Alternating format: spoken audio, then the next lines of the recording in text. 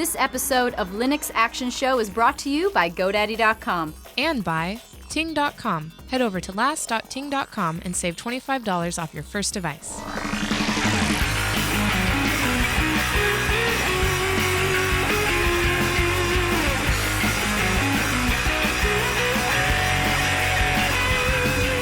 Hi, everyone, and welcome to the Linux Action Show, Season 29, Episode 4. My name is Chris. My name is Matt. Hey, Matt, good morning to you. Good morning. Should I rsync my thoughts to their brains and tell everybody what's coming up? Think it's time. I almost got you there. Almost. All right, well, coming up on this week's episode of the Linux Action Show, we're going to review Cinnamon 2.0. Yeah, actually 2.0.2, to be precise. Hasn't even hit the main versions of Mint yet, but we've been running it all week.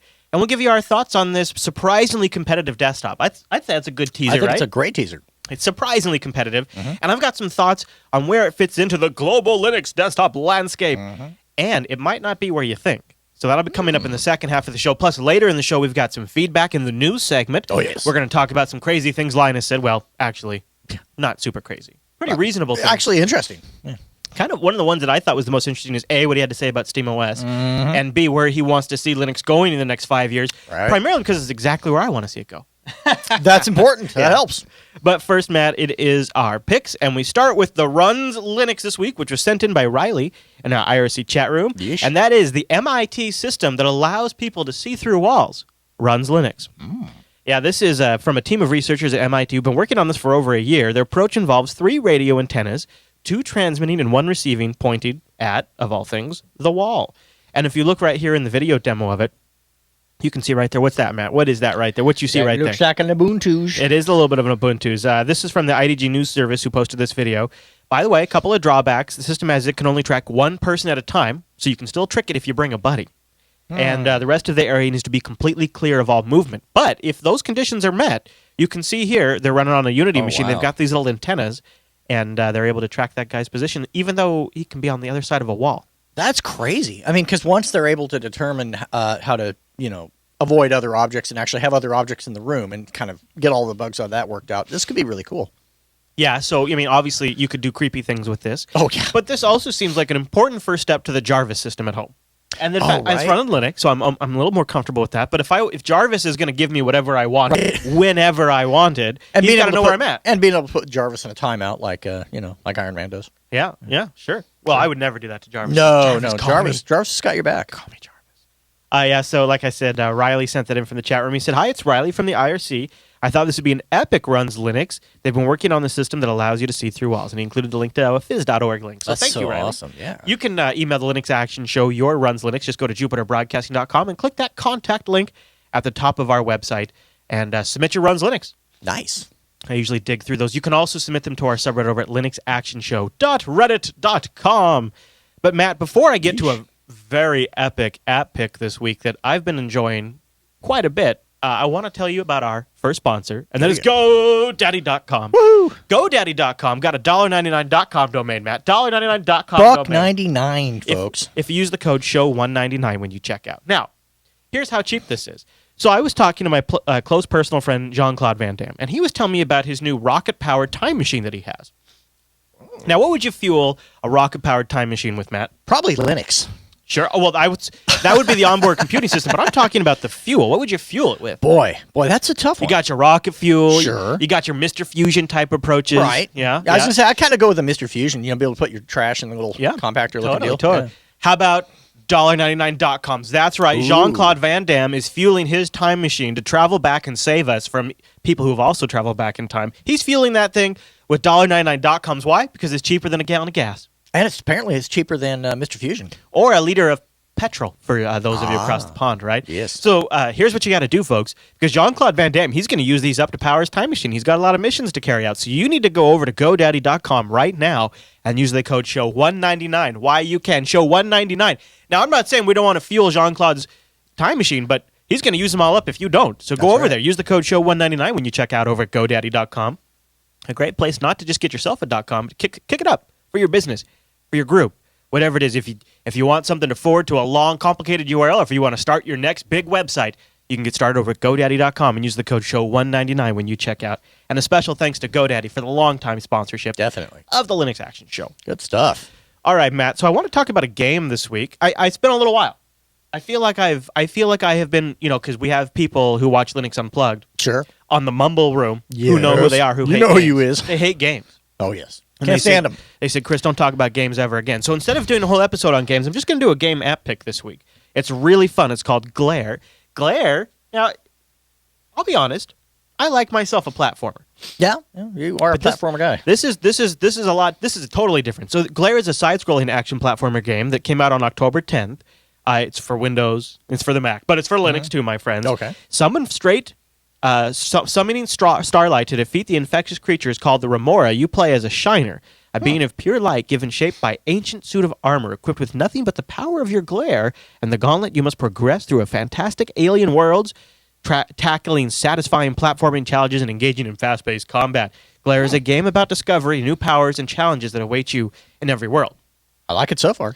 Yeah, that sounds good. Let me show it to you because, like I said, it is a platformer, but one of the things it does that's really cool is, now, I might not have the total details of this quite right, but it's like a platformer that's built on a 3D engine. Okay, so it has 3D elements to it, maybe? Oh, yeah, so like everything is almost on a roller. So as you run across the universe, it's sort of, it rolls with you. So I will play a little bit of it right here for you. And it does work with a controller, too. But I'm using the mouse and keyboard. Sure. All right, so here we go. So you can kind of, I'm a little bit into it, and you can kind of get a sense of what I'm talking about here. So that's actually really good. One thing you get is you have this glare capability where you can use starlight to glare. Oh, that's awesome. Yeah. I like that. So there, and it looks like it has different intensities. Oh, jeez. They knew. Not starting out very good, man. I'm not starting out very good. All right, so here we go. And there's nice little, so I have this little guide, and there's, so it tells me where to go. You see how the world kind of rotates as I... oh, yeah. Yeah. Yeah, it's definitely a side scroller, but it's got a lot of action to it, and it's really good looking. Actually. Yeah, oh yeah, surprisingly really good looking. And that light, this glare light, plays in a lot of elements to it, so it's not very violent either. I mean, it's safe enough to. Yeah. Okay, now here's a little. Oh, see, I fell in the. Gotta be careful. You gotta be careful. Ah. So there's a lot of jumping off of things, and can you jump on the bad guys and use them as kind of a pit? No, you can't jump on bad guys, but you can glare. You can glare them away with your light. See how I just damaged him just by shining light on him. You also have an additional weapon there, it looks like. Yep, and that's a little gun that I've picked up. So now here I'm going to slide down here. It's about, you got to get a slide down the thing. I'm no good, Matt. I'm no good. I go splat. But here, let me show you. So over here, all right, I'm going to get rid of this guy so he's not shooting at me. Here, go away. So I'm going to see if I can make a jump to that. Nope. Oh, no, I didn't make it that. Oh! Wham! Nice. Anyways, I didn't pick a very good spot to demo because it actually is going to require concentration and focus. To the back of the head. That was awesome. But, God, give me a nice addition to this game is you got the glare, but wouldn't it be wild if you could have, the flare? If you got enough stuff on your vest. Pins and buttons actually, and as you do progress, you do get new little features. All right, so let me show you. Almost. All right, well, I'm never going to make it past that because I'm going to actually need to focus on the game to make it past that. But it is. So Glare, cool. It's on Steam right now, and it's super fun. I played it with my son last night for quite a bit, and he enjoyed it quite a bit as well.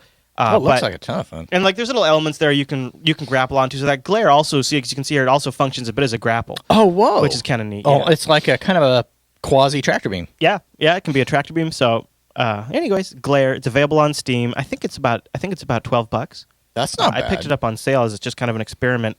Or I got it from a Humble Bundle. I can't actually remember exactly where I got it. It's kind of addictive, so I'm sorry that I'm still playing it. Oh yeah, there you go. That's what I'm talking about, Matt. That's what I'm talking about. Oh, you use it as anti-gravity, too. You see what I did there? You see, that's what I'm talking about, Matt. And you can see as I run around, the world's kind of rotating back and forth, on an axis, you see? So, God, I can't get over how good looking that is for a side scroller. So I should have. All right. See, now I've made some good progress. All right, I'm almost done. I promise. But I'm just making some good progress here. And how do you? Does it automatically save? Or no, there's little save points. Okay, there's save points. I won't. My progress is all for not. Oh, geez, see, that's cool. You see how cool that is? And now I got to jump off the wall. And so basically, for you guys watching, he's using he's using that glare as kind of a like you said, it does something to kind of a tractor beam into. Yeah. And then cool. I can agitate these guys down here to get them to bounce me. Bounce me. There we go. Oh, but I missed. Oh, no. All right, there you go. Okay. So anyways, that's Glare. That's cool. And I like that. I've been enjoying quite a bit. And it's not too violent either, No. so if you got a young one around, you can play it with them. And you can find it at glaregame.com. We'll have it linked in the show notes. Good stuff. All right, so this next app pick I have, it's sort of, I want to do these spotlights from time to time, and there's going to be kind of different things. I often want to focus on distros in this spot, or really cool collection of apps or things like that. Things that need to be mentioned, I guess, yeah. However, I thought I'd kind of just go against everything I just said.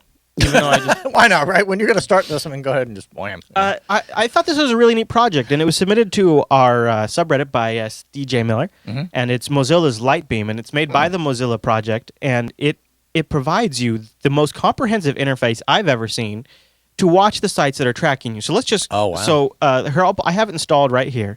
Here's Lightbeam.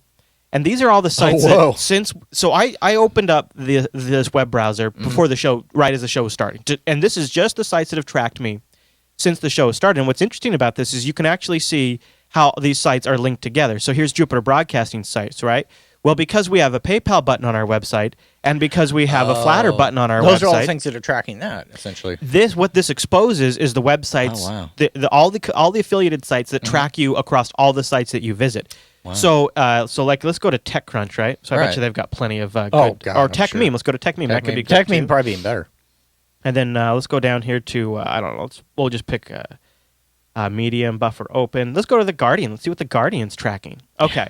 So now I've gone to TechCrunch and The Guardian, and now if I go back into Lightbeam, I can see if there's tracking. So here's The Guardian right here, and I can see what The Guardian's got. So they've got a Facebook button. So now Facebook has tracked me across TechMeme, Jupiter Broadcasting, and The Guardian. So now Facebook knows that I went to all three of those sites. Oh, and whoa! See how it's so when I click on Google here, sure. I can see that perfectworld.com, Google, The Next Web, and The Guardian are the ones affiliated with this. So I know those are the ones that are tracking me across those sites. This will continue to run in the background too, so you can chronologically see by your entire day. You can see that today I visited 16 sites. 97 third-party sites have tracked me in the visiting of those 16 sites, and this is just gathering data since October 26th. Definitely an eye-opener, Yeah, it really gives you an idea in a very interesting way. Like if you're not, so those of you not watching the video version, those of you on the audio feed, you get I don't know if they're using WebGL or what the technology is using like here. It's not Flash or anything like that. No. You get a very comprehensive list of third-party sites that track you across all the sites you go to, and what's cool about it is now this isn't a great example because I've just been browsing now. Sure. But you get a chronological look at how much you've been tracked and the scope of that track over time too. So you can kind of see is it building up? What times am I getting tracked the most? It's just all kinds of neat stuff. To provide you a visual representation of what that looks like. Yeah. It is just a plug-in to Firefox. That's all. And it's almost like, for audio listeners, it feels like an animated mind map of sorts. If you were to visualize it, it does. It kind of feels like that, but it's like it's more tree-like. And what's cool is watch. Really I can grab this Facebook one, right, and I can pull it, and I can see what sites Facebook drags with it. Oh, right? so if it feels jumbled and you're not able to really make heads or tails out of it, you grab a link and drag it and see what goes with it. And pretty much everything, it looks like. Yeah, wow. And I have elected to anonymously also contribute the data back. Yeah, but I just thought this was interesting because this is just in the pick segment. That is crazy. 97 third-party sites have tracked me just since we've been doing the picks, and I've been browsing different websites. So. Yeah, they got plugins to help block some of that stuff. Not just ad block, but there's a few other ones as well that actually don't follow me type. Yeah, I know the ad block stuff's always as somebody who puts stuff out there, I'm like, gosh, I kind of wish people wouldn't use ad block on our site. Yeah, exactly, right. But at the same time, it's trying to find that balance, and a lot of times I think it's just being aware of where you're going. And that's what I love. That's what I think is so great that Mozilla has put this out because isn't this sort of what speaks to the fact that this is one of the reasons why, as a browser manufacturer and even an OS manufacturer, I trust Mozilla a little more because they don't have skin in this ad tracking game. Like, it doesn't behoove Google to release an add-on that shows you that Google's tracking you across all the sites. No, they would never do that. No. So this is what's nice about Firefox being independent like this, being open source like this, is that even though they make money off Google, they're obviously not afraid to do stuff like this. Well, and I think it also provides an interesting alternative to going into blocking stuff to actually just be aware of what you're doing, and then change your habits versus anything. So So there you go. That is that's two app picks with names. Glare is the game, and Lightbeam is the Firefox add-on. Obviously, since it's from Mozilla, it's only available for Firefox. It's not available for Chromium.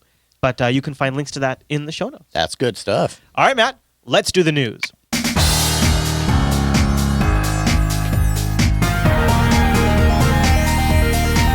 Hey, it's the news, and this episode is brought to you by Ting.com, Matt. Ting is mobile that makes sense. And my mobile service, where's my phone? My mobile service provider. Here it is. Here's my phone. Here it is, right here, Matt. Bam! Bam. I got this on the Ting service, and I'll tell you there's a few reasons why I do. I love no early termination fees, and I love no contracts. I want to underscore that. I love no contracts, and Ting figures you probably love no contracts too, because you understand a little gimmick that the other telcos lock you into with those contracts, and you want something different. Now, of course, Ting also has no bundling of extra services, nothing that you would expect, just what you have to pay and your taxes. Nothing sneaky gets in there. And one of the things that's really interesting about the way Ting operates is they charge like nobody else in the business. You only pay for what you use. That means no waste, which a lot of you probably end up spending a lot of extra money on plans where you're not using all of the minutes or all of the data. Or sometimes when you do have a big burst, you end up going outside the little box that they've put you in, and you end up being quite penalized for that. Oh, yeah, you pay the piper big time. Ting eliminates all of that. It's just one flat $6 a month rate for each line. Then you can have as many phones as you want on one plan, sharing a pooled set of minutes, and you only pay for what you use. Ting takes your minutes, your megabytes, and your messages. They add them all up at the end of the month. Whatever bucket you fall into, that's what you end up paying. It's very, very straightforward. Oftentimes, my cell phone bill's around $21, and that's with me using Waze everywhere I go. I've got Waze up. I'm constantly live streaming internet content, downloading podcasts on the go, and I'm still sitting around a cool $25 on average. It's real nice. Lots of really great things about Ting, and one of the things they're doing is they're constantly updating their devices page.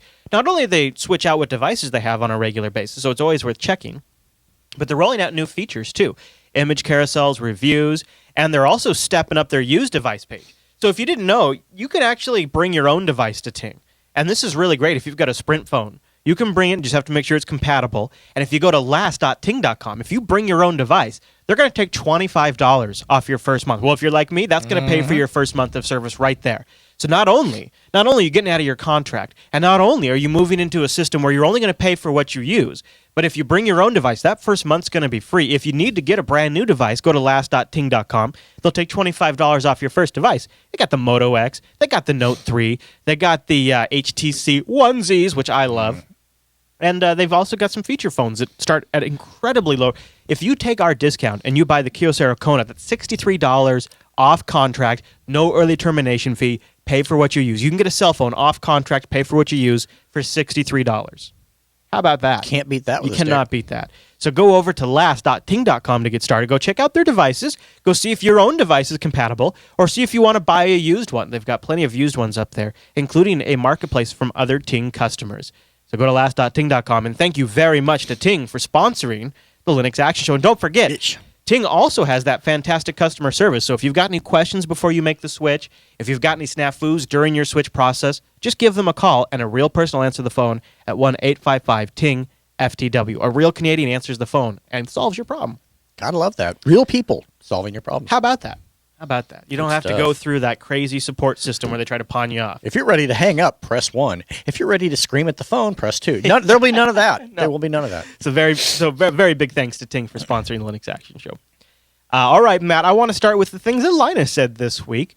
Now, we just had an episode of Linux Unplugged about the cult of personalities. But, of course, Linus Torvalds is the creator of Linux, so that gives him a special spot in the headlines. He's kind of earned that. I'm just saying. So he was at a conference that was put on by the Linux Foundation this week, and a couple of the topics that came up, one of them, Steam OS, is that he loves the Steam announcements. He thinks it's a big opportunity to really help the desktop, which I thought was interesting. I agree. Yeah. So we'll play that clip of, let me turn this guy up. Yeah. And here's a clip of Linus being asked about Steam OS. Oh, games. Games, yes, games. I love the Steam announcements. I think that's an opportunity to maybe really help the desktop. And also it's, what I like about the Steam announcements in particular is that Steam is this one company that has a vision for how to do things, and I think that will force a lot of the other vendors around them. And I'm not just talking about the hardware vendors. I'm not just saying that it will help us get traction with the graphics guys.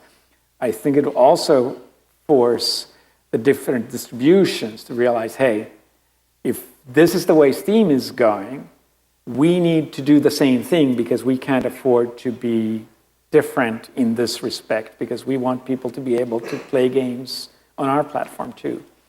So it's the best kind of model for standardization. It's not, standards should not be people sitting in a smoky room where the smoke is usually drug related, from what I can tell, right? Because, and then writing papers. That is not how good standards get done. I think good standards are people doing things and just saying, this is how we do it, and being successful enough to drive the market. And I think it is interesting to see the Steam announcements from that standpoint. There you go. Where that goes. So I thought that was, first of all, what he's kind of saying there too is like, if Valve goes off and does this and they're successful, then that'll sort of galvanize the rest of the development community into focusing them on targeting, delivering games on Linux. Since SteamOS is based on Linux, it's great for Linux. Now, one of the most common questions that Linus gets now is, where do you see Linux going? Like, what about the desktop? Like, where's going to have the thoughts future? there. He's going to have thoughts. Yeah, he's got thoughts, and this is what he had to say. Out here in the front. What are your hopes for the Linux and open source ecosystem in the sort of longer term, so perhaps sort of 5 or 10 years?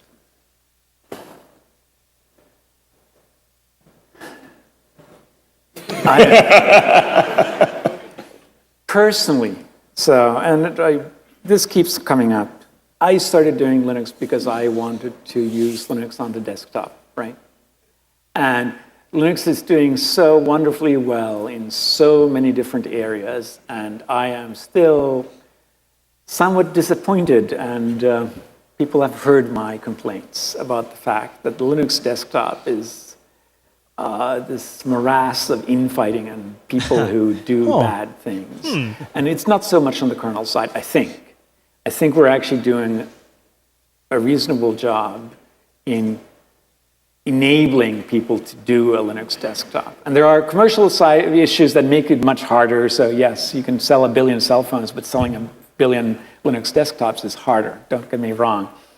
But I do hope that the desktop people would just try to work together and work more on sometimes on the technology than trying to make the login screen look really nice. Oh, burn.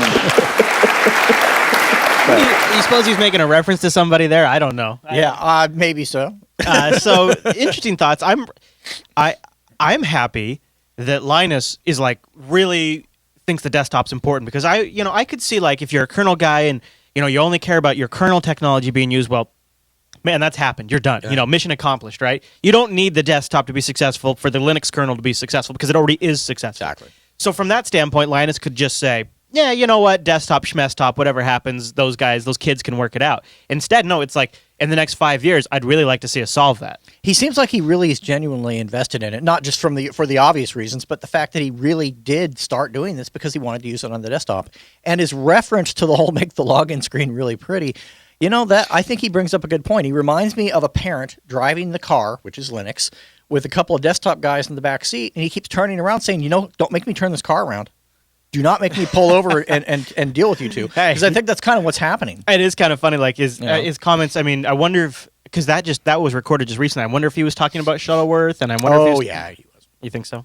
I think he was. All right. Well, let's shift gears. So let's talk about Canonical has been working extremely, extremely hard on touch enabling their operating system. The GNOME folks have reinvented their entire interface to make it a little more touch friendly. The KDE camp is restructuring some brand new touch interfaces called Plasma Active. So, a lot of activity. Our first tablet running Linux has shipped. Do you have a guess as to which OS it's using? Tizen. Yep. Tizen OS. That's right. Of course. Yes, of course. Clearly. So Cynthia began shipping what appears to be the first new mobile device. Now, we have had Tizen OS devices before, but they were repackaged existing hardware. Sure. This is a brand new device. It's shipping in Japan. Oh. It's running Tizen 2.1. They always get all the cool stuff, right? Yeah, I know. It's got a quad-core 1.4 gigahertz Cortex A9 system on a chip. It's got a 10.1-inch screen, which runs at 1920 by 1200, 2 gigs of RAM, and 32 gigabytes of storage. Wow. 10.1-inch display. Look at this thing. Now, not too bad. It's actually not bad at all. Now, because I'm a geek, and I think you might appreciate this too. Of course, it's got Bluetooth and a 2 megapixel camera and a Wi-Fi. And things that matter to me. And a VGA front-facing camera. It's got a thin profile with some I/O protected in a recessed compartment. The tablet also supports a peripheral support including stylus, keyboard, mouse, gamepad, and pointer options. Here's I like the back of everything. it. Don't care about the stylus, but I like the other features. Yeah. The tablet will be, of course, the first new device to run Tizen. Now, here's the hidden compartment. Now, look at that. It looks a little janky. Well, but I'm okay with that because it keeps it out of sight, out of mind. It keeps the dirt out of it, So we've been wondering, like, how could you make these tablet devices like serious contenders, right? Like, what could you do if you wanted to get convergence up in this thing? This would be a way to do it because I could set it down, I could hook up to this connector here, and I would theoretically get keyboard and mouse. Right. I think this, while maybe isn't the final execution like these flimsy little plastic little, but I think this could be an indicator of what we're going to see in future kind of geek-focused Kind of tablets. gives us a direction to aim for. And you got to wonder, would maybe would Ubuntu Touch or something else run on there? You got to wonder, man. It's too bad it wasn't Ubuntu or one of the other guys that maybe GNOME or Ubuntu or KDE. It could be. It could be. But it'd be Or nice. It would be Firefox cool. OS. It would be cooler if they were the first ones out the gate, though. Or Firefox OS. That'd be cool, too. But I'm glad Tizen's got that going for him. It's cool. Yeah, it is. It's I didn't see the price in US because it's only available in Japan. But if anybody out there, because we have some folks that watch in Japan, if anybody out there gets it, send us some pictures and let us know what you think of it and how it runs and what apps are out there. I mean, even if it's like in a store or something, and you're just that'd be cool. Yeah, I mean, even if you're not wanting to go out and just rush out and buy this, just kind of take some pictures. Yeah. Take some pictures. That's all we're asking. Would you just take some pictures, please? Jeez Louise. All right, one more mobile device. Okay. Firefox OS. First, LG launches FireWeb running Firefox OS for 200 bones, Matt. 200 bones. See, that's just crazy reasonable. I mean, that doesn't offend me. It's like, oh, yeah, I got $200. Now don't go crazy. 4-inch screen, 480 by 320 resolution. Single 1 gigahertz Qualcomm processor, 4 gigabytes of storage. Well, but again, You could go SD though. Up to you go 32. SD and you look at your market and you say, all right, look, I'm just looking for an entry level phone. Yeah, it's got Bluetooth. It's got the Wi-Fi. It's got a 1500 milliamp battery. Okay. It's got the GPS. It's got your 3G, no 4G, but it's running Firefox OS 1.1 out of the box.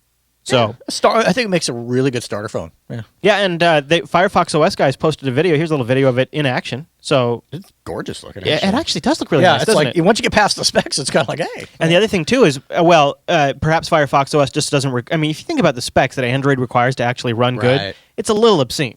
Yeah. So it's possible. So it could run really well. Yeah, it's possible that the moderate specs here's some more of it in operation, so you can kind of get a little feel for him, like adding a bookmark there. It seems to be responsive.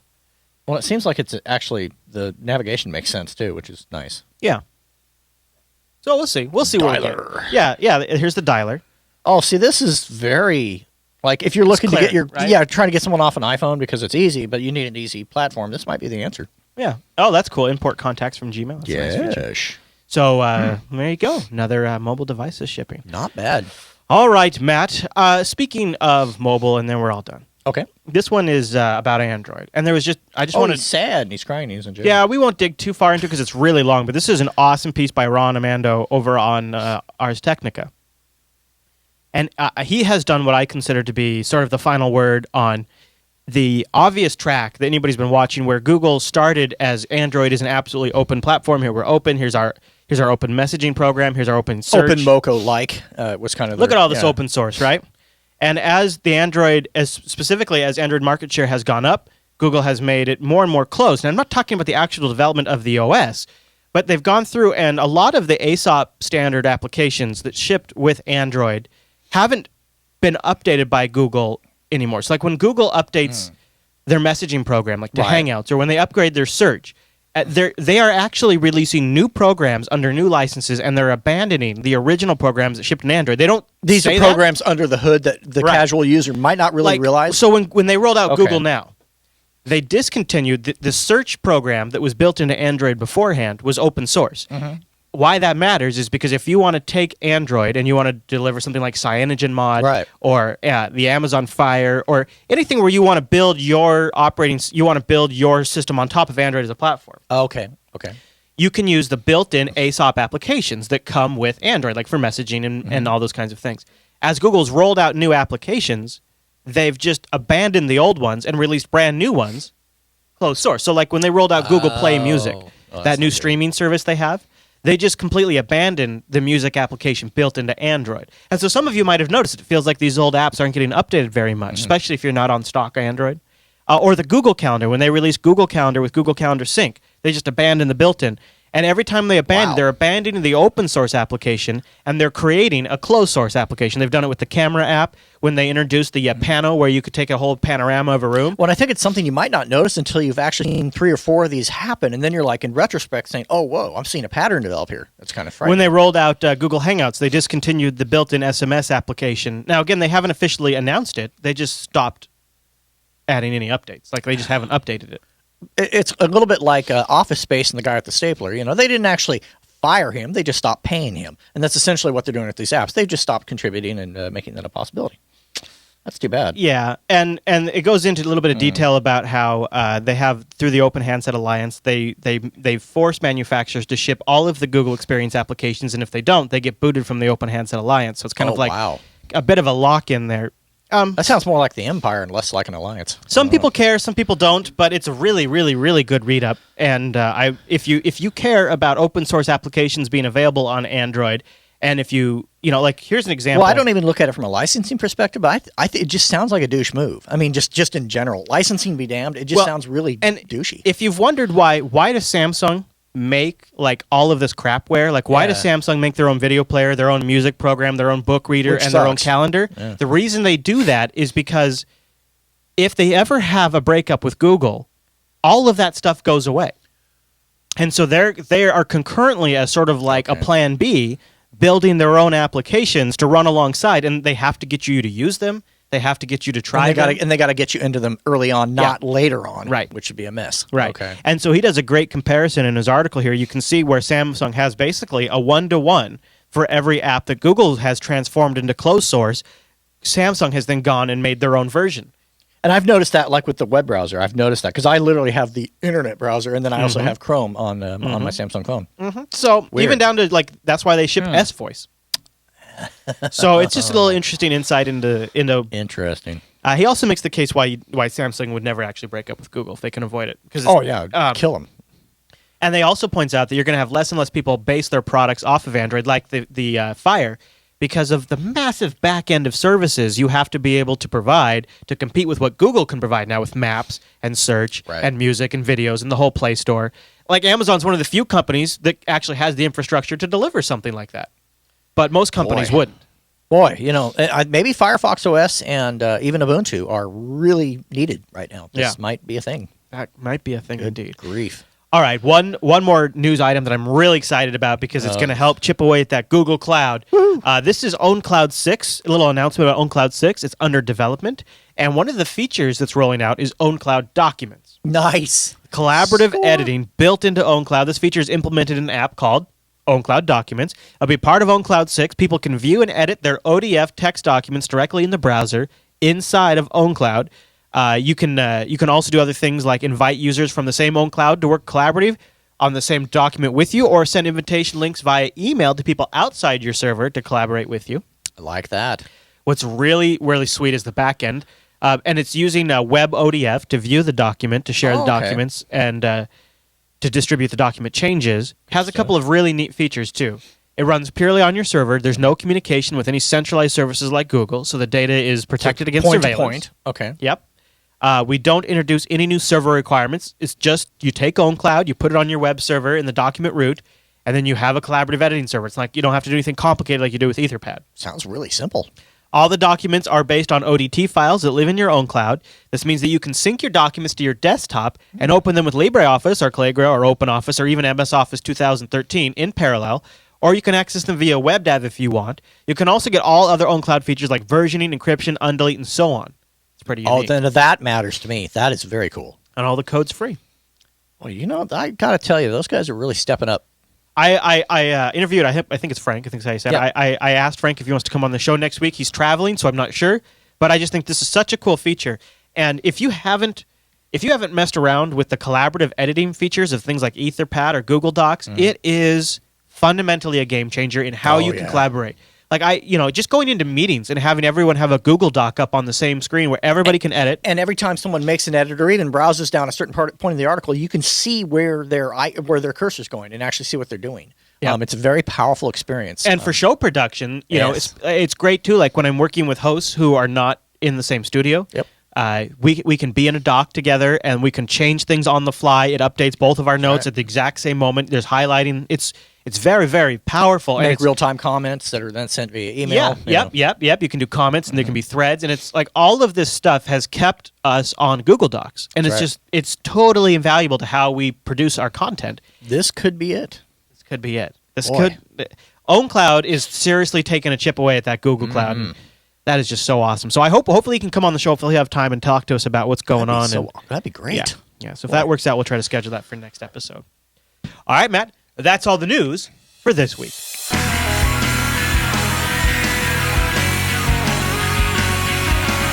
It's time to talk about Cinnamon version 2.0, but before we get into our review, I want to thank our segment sponsor, System76, over at System76.com. I've got the Bonobo right here on my desk, and I loves me the Bonobos. I use it from everything from, it's funny, so I think of the Bonobo as my work machine. Right. My son thinks of the Bonobo as, this is the computer we play games on. Right, yeah.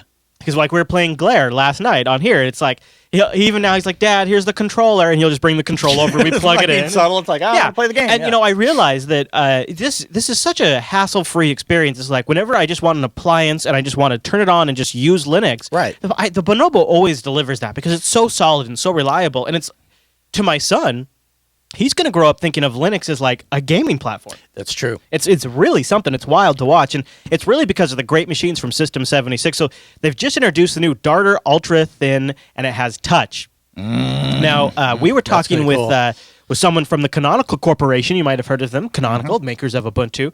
And they said that when Mark Shuttleworth saw that they were shipping this, he was delighted because one of the things they've been having problems with is testing some of the new touch interfaces. Oh, right. Actually on a touch-capable device. There's a lot of people out there to have this, and I'm curious to see how it works too, because I could see, like, I see touch as not just like a gimmick where it's like, oh, look, you can just touch it. I see it as like, it's the third input. I have the mouse. Right.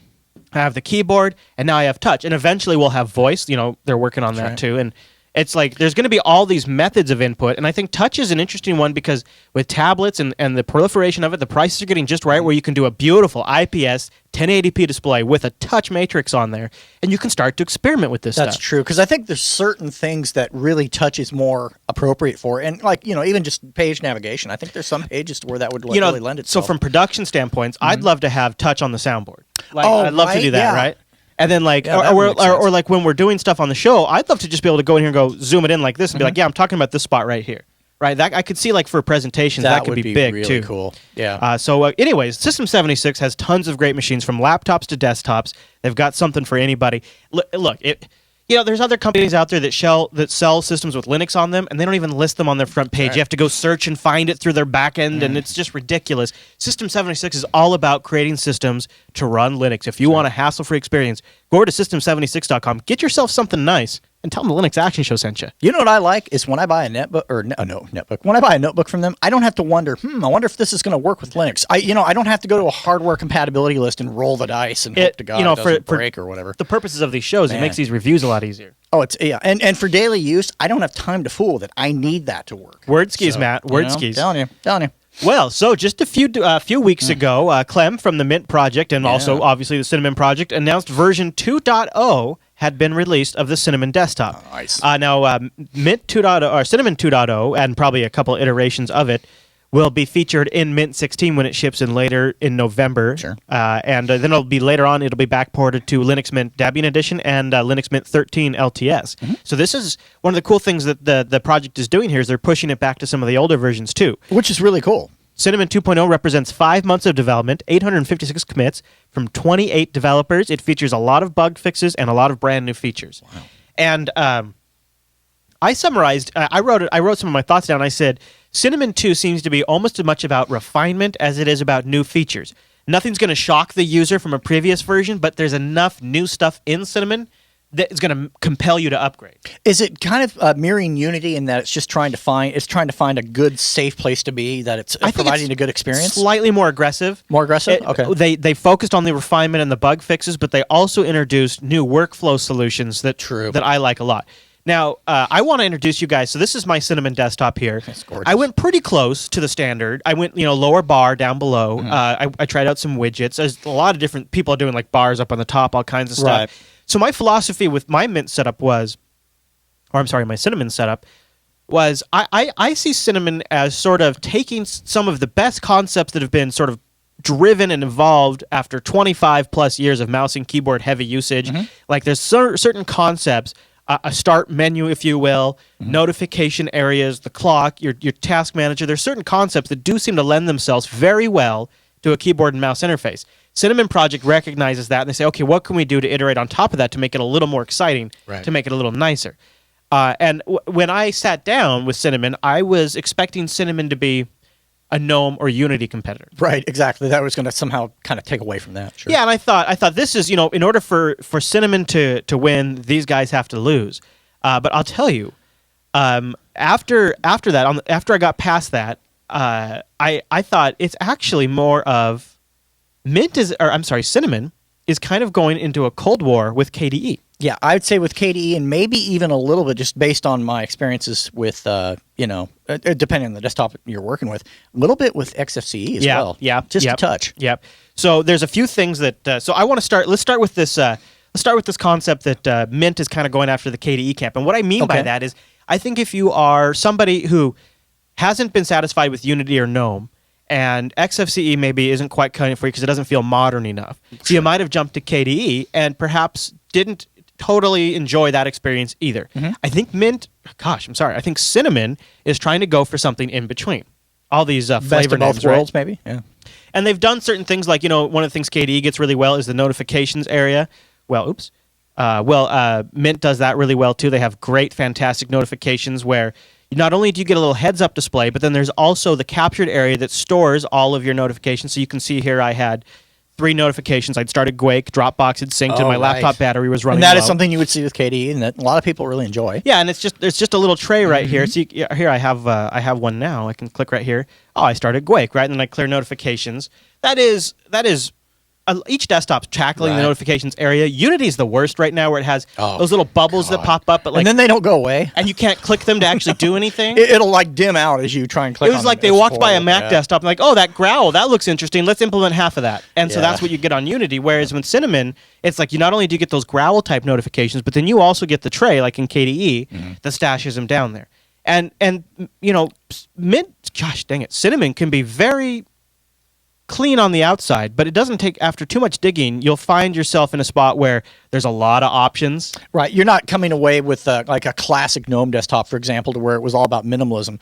It's minimalism, but you still have the control that a KDE user might actually find appealing. Yeah, in certain areas, like you go in there like, whoa, all of a sudden there's a whole lot of options for tackling how this operates. So that was sort of an interesting realization I came to using Cinnamon as like, okay, this is actually a KDE competitor. And if you haven't been totally satisfied with KDE, and it did feel like I was being overwhelmed with options either. It felt like they were displayed in such a way that it felt sane and usable. So let's talk about some of the new features in Cinnamon 2.0 that they're pretty proud of. Number one is they've done some more work on the whole edge snapping thing. Yes. I think a lot of us first saw this in Windows 7, and then basically every desktop everybody's picked it up, like, wow, that's great. Yeah. Well, one of the things that's interesting is Cinnamon 2.0's edge snapping was inspired by the Xbox One. It's similar to the edge tiling of the Xbox One, where you can snap a video over to one side and then your window to the other side. So I'll give you a little demo of it. So here I got my Chromium here, and as I hover towards the edge, you start to see these guide bubbles pop up. Oh, right. They give you a little indicator of what action's going to happen. And that's a feature you really like. I know that's something you. It's a big deal-breaking thing for you. Yeah. One of the things that's nice though is so if I have say I haven't snapped this window, and I'm going to open up my Sublime Text window here. If I snap Sublime Text over here, I can click over here, and it won't override this window. So I can reference back to this, click over here, get the line of text I want, and go back into here. Not as simple as that sounds, not all desktops do that right. Because a lot of times they might automatically snap the other one over to the left. Yes. And you may not want that. Or they don't allow you, if one's snapped, like in Windows 8, it doesn't allow you to show something over it. Oh, right. So the snapping works quite well, and there's things you can set there. And then you combine that with a lot of some improved animations around workspace management, like I can do Control-Alt-Up, and there's all of my different workspaces. One of the nice things is multiple tabs get broken out into their own windows. It's really, it's very fluid. So all of that window management stuff in Cinnamon is either had a nice feature improvement or a good glossing over on how it actually functions. Agreed. Another thing that's new in Cinnamon 2.0 is this new user applet. Not totally unfamiliar for maybe some of you GNOME users out there, but it's interesting. So here it is down here. I click on my little user icon. I can turn off notifications temporarily if I don't want any distractions. From in here, I can also jump to system settings. I can go into my account details. I'm going to bring that up because this is one of the new things in Cinnamon as well, where I can set my account picture there. And of course, that would use the camera like I did just as a test. Right. And that brings us actually to the Cinnamon settings area. I kind of felt like the Cinnamon settings area was a bit of a mixed bag. I felt like it was attractive, but it was lacking a lot of functionality. I just felt like it was, I don't know, I just wanted a little more from it. It wasn't a big deal. The other thing that's weird, and I think I actually talked about this before, is it has this normal mode and advanced mode. That I like, actually. That I would consider a feature simply because that deals with that KDE/GNOME issue that a lot of people experience. No, I see that. Sure. But like, I didn't know what was behind, like I still can't quite tell what's behind normal mode versus advanced mode. Like I don't quite know, I'm not quite grokking what I'm missing by going to normal mode. And I actually have to take an inventory of icons being represented to see if things are being mixed together somehow. Exactly. So like I noticed like networking so some stuff is changing up there, and I know that like one of the other new features, users and groups, effects disappears in normal. That's what it is. Okay. So like and this is another new area of Cinnamon is this better user management area. Oh, I got to put in my secret sauce here. Secret sauce. So let me type that in there. Okay. So here's your better. So you have a better user manager. You can go in here. You can set passwords for other users. You can change group memberships and things like that. This is pretty standard. They looked at where the GNOME project was going. Cinnamon guys did specifically and said, we want to go this route instead. And so they say this administration now has access to these group features that. When I say standard, because it's done in a way that honestly is pretty straightforward. Yeah, it really is. Yeah, I like it. It's not bad. So and then all of these things have nice configuration options to them too. So those are the sort of on the surface features of Cinnamon that are kind of new or changing. But there's a couple of other nice things. Like you might have noticed here on my desktop, I've got these widgets going. I'm a fan of widgets. I gotta admit, I like having a slideshow. You got a machine that'll run them. Yeah. Well, that's true too. And you can they're called desklets in Cinnamon, and like in KDE, one of the things I really like is they have this Get More Online tab. Oh, so it's like exactly that KDE. Right. Where it actually, rather than opening up a browser and forcing you to download it, it just downloads it, takes care of it, activate, done. Bam. So I decided I want the XKCD comic, so I went out and I downloaded that, and now I can just go in here and I can turn on the or a network usage monitor or a binary clock. So let's go. So I'll get this. So if I check this box, I already have it installed. If I go over here, I should see, there it is, right there, add to desktop, and now I have an XKCD comic viewer on my desktop. Yeah. And you can, of course, move it around with your mouse nice and easy. Yeah.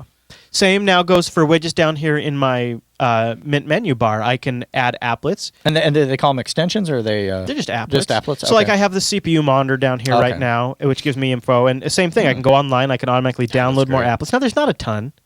And some of them don't work quite right because this is a brand new version of the desktop. I mean, exactly. A lot of them may still be set up for the previous. So yeah, but you do get a good selection. I get the ones I want. I got I can disable my screensaver from kicking in. Just with a click. Yep, I've got my system usage monitor right here, which brings up the GNOME system resource monitor right there, so I can see how full my SSD drives are because I keep installing video games. Yeah, it's weird how that happens. You sit in front of the computer; these video games just keep being piled on. And while they're not they're not great widgets or applets, they do the job. Like there was enough that I needed, and I like that I can sort by popular, so I can see this weather applet has 237 votes, right? And some of these are interesting. I see a Windows 7 and Cinnamon menu. Yeah, you can do a lot of different menus. Wow. Yeah. So if you don't like you were talking about speed, and one of the things is watch. I'm going to click 1000, 2 Okay, that's about 2 seconds for that menu to come up. And see, for me, it was actually about that same on a 2 gigabyte netbook, old Triple E. So that's what I was wondering. What were your impressions, on a netbook of Cinnamon's performance? I was really surprised because, I've used Linux Mint, Cinnamon, the whole desktop experience on my netbook before. And this is a Triple E. It's a 10005HA, something like that. Or PEB, I forget which one it is. But anyway, it's not really the most powerful thing in the world. It's an Atom processor. Installed this with now what's the name? I can never get I call it CineArch. I don't know what the new name Integros? is. Yeah, Integros. I can never remember the new name. I installed Integros with it because I really wanted the best experience possible, but I wanted to do it quickly. And I was up and rolling pretty quick once I quit trying to fool around with flash drives and got everything installed. And I was really impressed by the speed. I kept thinking, well, this has got to be XFCE because this is too quick. Really? I was like, okay, this isn't right. Now, I'm not saying it was like perfect, but the menu pull-up time you had was about the same as it was on the netbook with, a pretty moderate processor and 2 gigs of RAM. It wasn't bad. And I don't know if it's because I have transparency. So, by the way, same thing with the themes. If you want, there's not a ton of great themes, but there's enough that you can pick from, and you just go download the themes. The app goes and pulls down the latest themes. I love that, right? I mean, that's... And I don't know if maybe I turned on transparency, so maybe that's why there's a bit of a delay. But I'll tell you, it's slow enough that I have to use GNOME-Do. Because GNOME-Do is instantaneous. So, like, if I do I would do a GNOME-Do or a Synapse. Right? Either one. Any kind of keyboard launcher by default, just because that's how my brain's wired. But so that means I wouldn't be using the menu unless I have to find something. And I just think that's a bit of a shame. I wish it was a little bit faster. It needs to be the fastest thing on the computer, to be honest with you, for me to be happy with it. It almost needs to, like, some sort of pre-caching kind of situation, however that's done. So let's talk real quick about Nautilus. Oh, I'm sorry. Nemo. Nemo is, before Nautilus became files, they split off. And kind of right before a lot of the features were being stripped from Nautilus. So this is one feature-packed mofo. Yeah. And I'm like, look at this. I can right-click on this ISOs folder, and I can start up encryption because it's got, you've got PGP set up. Let me do that for you. It's kind of like, what? I mean, it's like, if you like Dolphin, you might want to check this out, actually. Yeah, exactly. I don't know. I haven't really done any performance comparisons, but in terms of overall features, this has got them, including all of the old-school list options, like...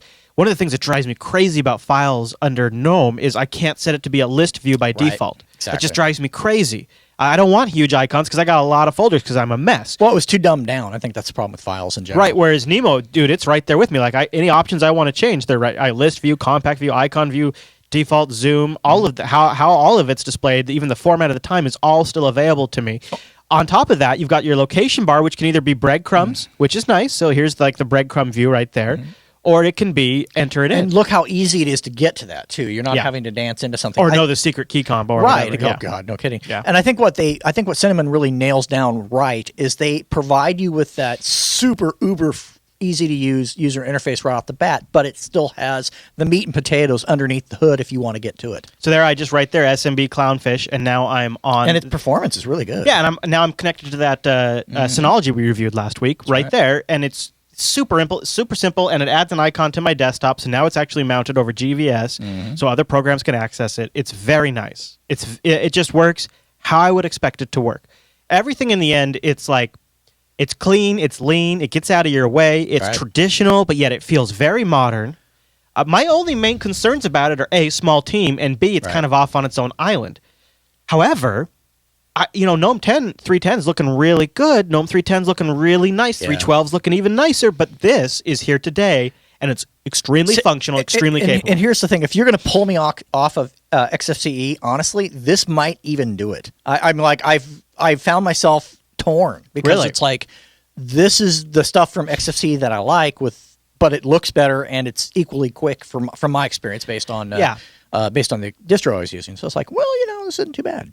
Yeah, that's kind of where I'm at. It's like I think I'm just going to hang out. Yeah, that's what I need to do. Is I want to spend some quality time with it. I want to light some candles, burn some incense, bust out of some champagne, romance it a little bit. Yeah, take it out to dinner, and I might kind of point toward the bedroom a little bit. We'll see what happens. Couple of quick observations. I threw a few Steam games at it just to see like how it handled games switching to full screen. Like, does the menu bar like hover over the game or something silly like that? No problems. No problems at all. Every game just went full screen and worked just fine. I don't know exactly why. I did have it lock up on me a couple of times. Did you? Did you ever have it lock up on you? No, I did not. Okay. No, I did not. All right. So I don't know if it was just I haven't been able to reproduce that could even be applet or extension based or something like that. Theme even, transparencies. Yeah, it totally could. For those that were asking about the multi-monitor support, it's just multi-monitor support 9 times out of 10. It's based on your driver and your video card, not the desktop. Actually, it has. Let's see, where's my display? So I had no problem with it. I think I have a hard time finding stuff in the settings menu, but I'd use the search because honestly, I can't. I do. Of course, I've always done that. That's just how I roll. Here, the search works fine. Yeah, and this is how you do it. Here's the display, so I can you get just exactly what you'd expect. You get your display configuration management. Right now I'm doing mirrored displays to get this display output. and you can see it detects the two. I can change the resolutions.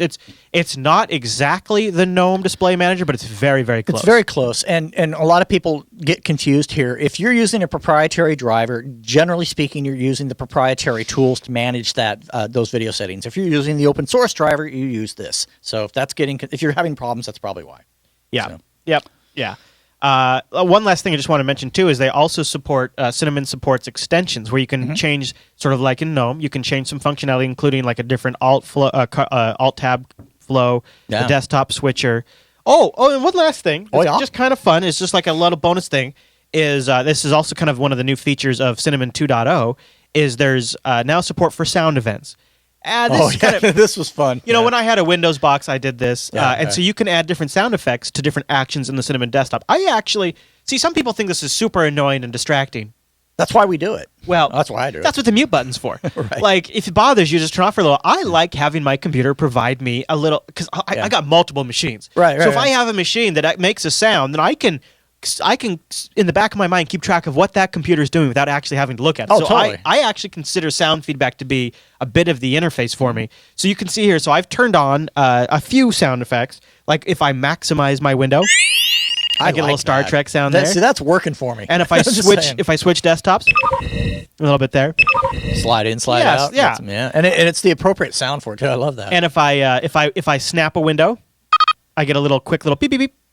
See, I get a little beep, beep, beep. And when I plug in a USB device, I get a little... So I got LCAR sounds up in here, Matt. And you can change the alert volume so those specific alerts play much quieter than your other system events. Back down here, probably one thing worth mentioning, too, is it has a really, really good integration with media players. So do you remember when we were talking about Clementine last week? I think it was last week. Yeah. I showed that GNOME extension I got that integrated all of the playback controls into the media thing.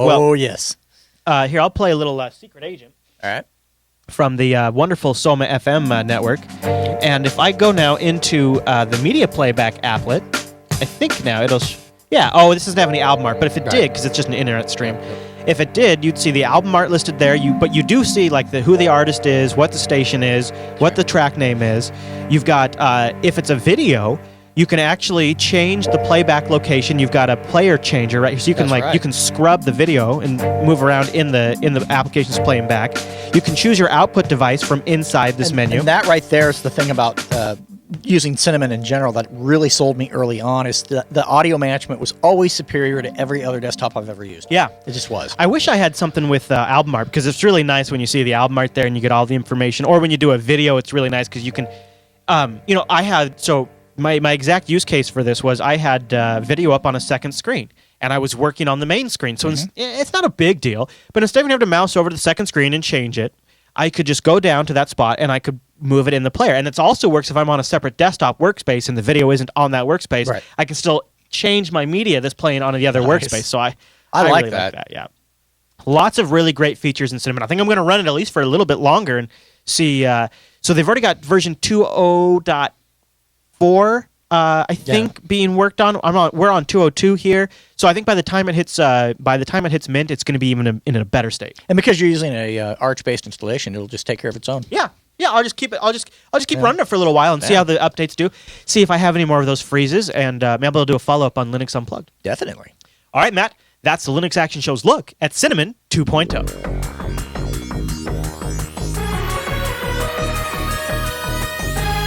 And that brings us to the end of this week's broadcast. Hey, Matt. Yes. Before we go, let's cover a little bit of email. What do you say? Good plan. Now, we'll do a lot more. We have got, actually, I can tell you exactly, 213 emails in the last 2 weeks. So, a little behind, but I'm going to try to get to more in Unplugged this week. So, cool. I think good. I think that's a good plan. Yeah. Hey. But I wanted to cover this one. It came from Aperture, and I love it when people submit to the subreddit because that's a little easier for us to process. Right. And it kind of echoes about a dozen emails we got this week, which is unbelievable. This is still paying out. It's kind of crazy. The Arch challenge made me completely convert to Linux. I want to say, now... Surprise? We got a lot of people said, I tried, it didn't work for me, too. Yeah. Well, yeah. So that totally happens. I thought this was an interesting take on it. So people are still talking about their experience with the Arch challenges. All right, then I might as well share mine. I'll go ahead and share the too long did not read first, which is the part I'm going to read. After the Arch challenge this weekend, I'm looking over the logistics of deleting my NTFS partition and switching over to Linux full time. he goes on to mention that Arch is stupid fast and that he had all these kinds of things. He's got a few things he's got to work out. And then what I love is that everybody in the comments jumps out and starts giving him solutions to the few things he still has to work out. That's the great thing about community in general. So he comes back in. He's like, he has some follow-up thoughts in here, but it's a really good thread. And if you've been thinking about switching to Linux full-time, there's some of the things like, MS Office problems he ran into and stuff like that. Another topic that's bubbled up into the show a little bit, but primarily is stayed in Linux Unplugged, is kids using Linux and stuff like that. Oh, yeah. I have thoughts there. So, yes, sir. I wrote in. He says, hey, guys, I just started watching the show a week ago, and for the life of me, I don't know how I could have not seen it before. It's so awesome and informative. I really like what you're doing. Thank you. Well, thank you. Thank you. Sir. I'm actually sending this letter to tell you about an interesting thing, which is the use of Linux in the scientific community. I myself have been using Linux for years, yet still honestly never foreseen it happening. I started studying high-performance computing in the Technical University of Munich and learned a couple of interesting things. All supercomputers, including the Super Muck, one of the top 10, are using different flavors of Linux. Yeah, we've talked about that. Yes, yes, we have. The whole university service is set on Ubuntu with XFCE as the desktop. Wow. Now, here's what he says, the interesting thing. Here's what happens. He says, students who come to the university with their MacBooks or their Windows boxes take no longer than a couple of months to format and install Linux as their main OS only. Whoa. It's really nice to see this happen, especially that I have been in countless debates with other OS users trying to convince them how Linux is the real deal. I just thought I might be something you would like to mention on the program, and thank you again for the great work. Yes, sir. That's amazing. I mean, I guess it's one of the things you have to experience to really see the benefits. It's really cool to hear a bunch of people switching over. And here is he includes a link to SuperMuck, the supercomputer you mentioned that runs the Linux. I like the name. I want to give a mention. This isn't really an email, but we've talked about LavaBit, and we had a lot of users in our audience that were using LavaBit, and they were the email service that got shut down because Edward Snowden was on there, and the NSA and the FBI wanted access to his emails, so he shut down. Right. Well, he had, and upon reflection of building our own email server, I've been thinking about a lot of things and sort of the different ramifications that are there with a business running their own mail server. And Ladar Levison, the owner of LavaBit, had an interesting interview with Uncle Leo. Everyone's rich uncle on the internet, Uncle Leo.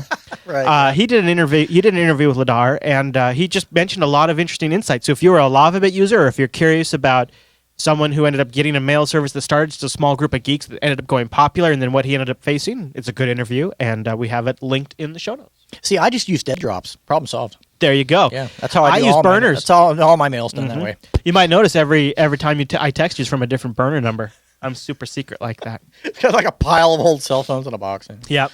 Jeez. All right, Matt. Well, before we run, I just thought maybe I'd give folks a quick rundown of a couple of shows they could go check out. Episode 150 of the Faux Show aired this week. Ange and I went through some mobile collage apps. Now, this is really like, at the end of the day, if you're a little worn out and you just want to sit back and have something that's fun and lighthearted, this Faux Show 150 is great for you. It's sort of like, it's people who are fans of the network, this show's for you. It's like the Insider Club show. BSD Now just had a really good tutorial on setting up Tor and the different things you can do with the Tor network on BSD. And they also interviewed a guy who's working on some NetBSD kernels, so that was in episode 8. And then if you've been wondering what the hell's going on with all these drone strikes, or did you hear that Angela Merkel's emails got tapped over in Germany? Oh, yeah, and she had some things to say about it. She's a little upset about that. And every time I see her name, I want to say Angela Merkel because of my wife's name, Angela. So we broke down what's going on in episode 72 of Unfilter. And, I think this is going to be one of the more controversial things of this whole NSA leak. So if you're curious about that, go watch episode 72 of the Unfilter program. And I just dug her response. I love that. Stop bugging me. Done. Stop bugging me. She called him up herself and said, "What's going on over there?" Like literally, it was like a sentence, and then she hung up. I mean, it's like, yes. And it turns out, like, came out. The Guardian published today that it was that Obama himself authorized it in 2010. Shocker. Yeah. So, Matt, is there anywhere you want to send folks throughout the week if they want to catch up with you? Probably the best thing at this point, check out the Google Plus page. It's in the show notes, or, Matt Hartley Public on Facebook. There you go. There he is. You can find me on Twitter. I am twitter.com/ChrisLAS, or if you want to find my Google Plus page, just go to bit.ly/Chris Fisher, and we have links to that in the show notes. Don't forget to join us live on Sundays at 10 a.m. Pacific. You can find out what time that is in your local neck of the woods by going to jupiterbroadcasting.com/calendar. Also, we have torrent feeds available of this show if you'd like to help us defer that bandwidth cost. Just click the torrent link. We also have RSS feeds for those torrents. That way you can just get it automatically. All right, everyone. Thanks so much for tuning this week's episode of the Linux Action Show. We'll see you right back here next week.